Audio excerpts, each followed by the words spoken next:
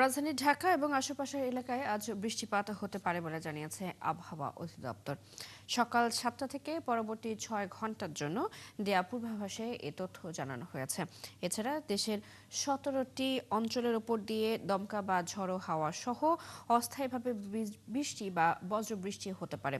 সারা দেশের আবহাওয়া নিয়ে কি বলছে আবহাওয়া অফিস, এ বিষয়ে আরো জানাতে আমাদের সাথে এই মুহূর্তে যুক্ত হচ্ছেন সহকর্মী ফারজানা আক্তার।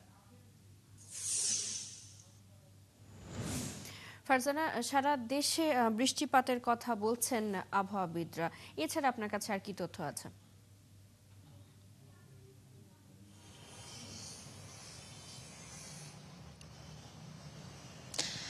চৈতি, ঢাকার তথ্য দিয়ে যদি শুরু করি, আমরা কিন্তু দেখেছি আজ সকাল থেকে গুড়ি গুড়ি বৃষ্টি হয়েছে, এখন আবার রোদ উঠছে এবং আবহাওয়া অফিস থেকে যেমনটি জানানো হয়েছে যে রাজধানীতে আজকে সহ আগামী 2 দিন কিন্তু থেমে থেমে বৃষ্টি হবে। মুষলধারে বৃষ্টি তেমন একটা হবে না, অর্থাৎ থেমে থেমে হালকা যে বৃষ্টি, হালকা দমকা হাওয়া সহ বৃষ্টি হতে পারে। এবং এর পাশাপাশি সারা দেশের খবর যদি বলি, সেক্ষেত্রে ময়মনসিংহ, সিলেট সহ যে পূর্বাঞ্চলের যে অংশগুলো রয়েছে সেদিকে কিন্তু হালকা থেকে মাঝারি ধরনের বৃষ্টিপাত হতে পারে এবং দমকা হাওয়া হতে পারে, এমনটি কিন্তু বলছে আবহাওয়া অফিস। এবং চট্টগ্রাম এবং বরিশালে কিন্তু আগামী 2 দিন ভারী বৃষ্টি হতে পারে বলে জানিয়েছে। এবং এক্ষেত্রে আবহাওয়া অফিস বলছে যে চট্টগ্রাম এবং বরিশাল বিভাগের যে জেলাগুলো রয়েছে সেখানে মুষলধারে বৃষ্টি হওয়ার একটি সম্ভাবনা আছে। যদিও আবহাওয়া অফিস বলছে যে আসলে বৃষ্টি কখন কতটুকু হতে পারে সেটি আগে থেকেই একদম স্পষ্ট করে জানার তেমন সম্ভব না, কারণ বৃষ্টির যে বিষয়টি সেটি হচ্ছে দেখা যায় যে অনেক সময় দক্ষিণাঞ্চলের থেকে পূর্বাঞ্চলে চলে যায় বা এক জায়গায়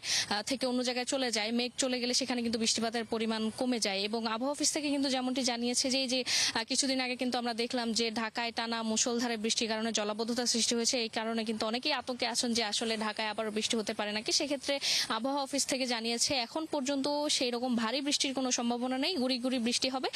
তবে টেকনাফ এবং যে কক্সবাজার সহ চট্টগ্রামের যে অংশগুলো রয়েছে সেখানে ভারী বৃষ্টি হতে পারে। এবং আরেকটি বিষয় জানাই যে আবহাওয়া অফিস যেমনটি বলেছে, এবছর আমরা যেমনটি দেখলাম যে জুন মাসে এসে যে এই যে অল্প সময়ে বৃষ্টির পরিমাণ বেশি বা বৃষ্টিপাতের পরিমাণ বেশি, এই যে বেশি পরিমাণ বৃষ্টি, এটি কিন্তু 2001 সালের পর এবারে বৃষ্টি কিন্তু দ্বিতীয় একটি রেকর্ড করেছে অল্প সময়ে বেশি পরিমাণ বৃষ্টির। এবং আবহাওয়া অফিস বলছে এক্ষেত্রে এই যে ইউরোপে যে এল নিনো বা যে জলবায়ু পরিবর্তনের যে প্রভাব, সেই প্রভাবে কিন্তু বৃষ্টির এইরকম অস্বাভাবিক রূপ আমরা দেখতে পাচ্ছি। এবং আবহাওয়া অফিস বলছে যে আগামী মাস থেকেই বৃষ্টিপাতের পরিমাণ কমে যাবে। চৈতি।